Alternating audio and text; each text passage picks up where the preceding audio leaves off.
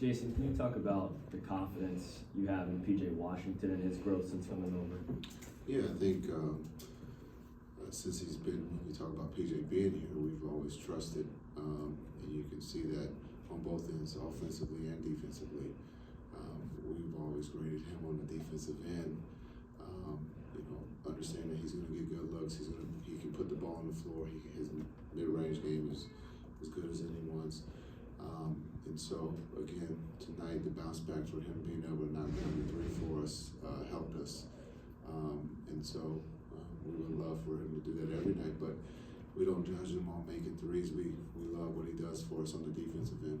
Does this kind of game show he can be a third option in certain games? Yeah, well, anyone can be a third option. We know we got the 1 and 2, and it's open for anyone to step into that third seat. And our 2 stars are going to create open looks for that, for not just PJ but for DJ. I thought he was great being able to put the ball on the floor, drive it, make plays for his teammates, but also get to the rim. Those 2 have been incredible for us on the defensive end. And so tonight we were a little tired, first game back from a long road trip, but I thought the chemistry and trust was shown again. It wasn't pretty, but we did what we had to do, and that was to get the win. How did you feel about the way, Luke obviously picks up 2 quick ones, but you guys hold the fort down while he's out, and then he goes kind of nuts in the second and third? Yeah, I think that's why it's called the Mavericks. It's his team. I think Luka gets in foul trouble. This is a great scenario. It could happen in a big game. It can happen in the playoffs. Someone else has to step up. I thought bringing Kai back early. He takes the reins, and Exum and those guys fall into place and helped us get back in the game. And I thought the tempo was at a high. We just couldn't make shots there. Again, just staying the course, trust. The ball's touching the paint. We tried to get out and run, but give the Hawks credit there. Early on, they were making threes.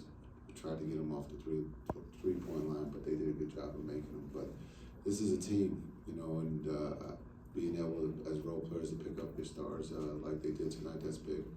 How important is it to play your best basketball this time of year and with the playoffs about 10 days away? But also, is there fear that you don't want to peak too early as well?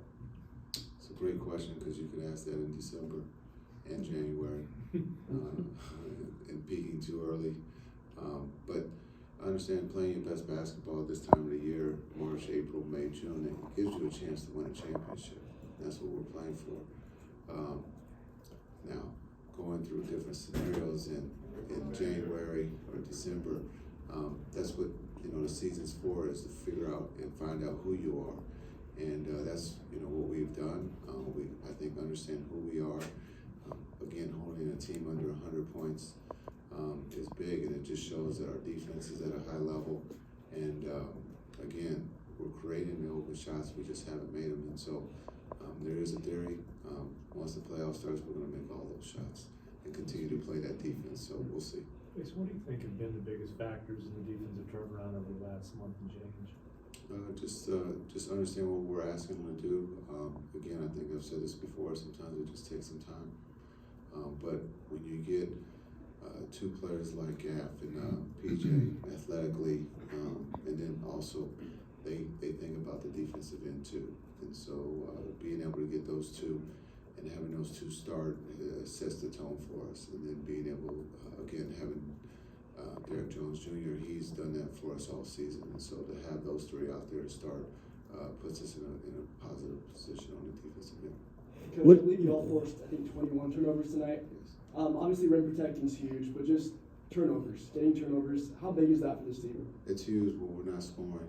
It was a beautiful fourth with 14 and 16. But just understanding, if we're not making shots, we got to play the defensive end, and that's rebounding the ball, but also being able to get steals. And if we can get steals and get out and run and get some easy ones, that takes a little pressure off of our shooting. What did you see out of Kobe Buffkin when he started? What's that?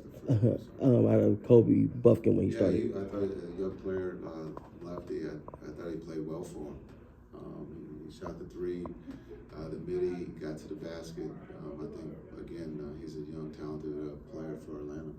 It was good tonight. Jason, when you make a decision to do a coach's challenge, it's obviously for the betterment of the game, but do you ever see that return on investment energy-wise from your guys when they see that you're actively fighting for them? Yeah, I'm actively fighting, but they are also challenging themselves. I think the league is going to change the rule that the players can just automatically make a challenge. So they can take the middleman out. That's just a joke. No, I am fighting every possession this time of year, but every game is important. And so you want to make sure that you have a good chance of winning, but sometimes challenges are used a little bit differently.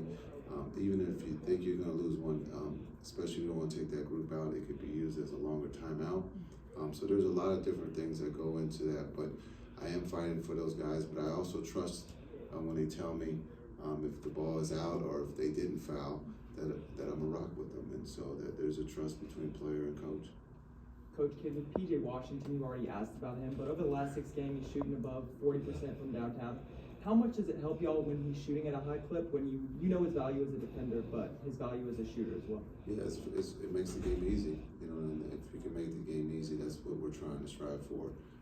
Luka and Kai, you know, do the heavy lifting of creating the double teams or being able to find the open guy. And maybe if, you know, since you guys are writing about his struggles, he probably took that a little personal, and it's helped. And it's just a joke too. But just understanding that he's important to us, and I've said this before, you know, Timmy and PJ, we need them to be able to make shots that's not pressure. That just makes the game simple and fun for the other guys because they're going to get double teamed. And Gaff didn't have his great game tonight at the rim, but again, for Gaff to be able to catch and finish just makes the game easy because those two are going to get double teamed.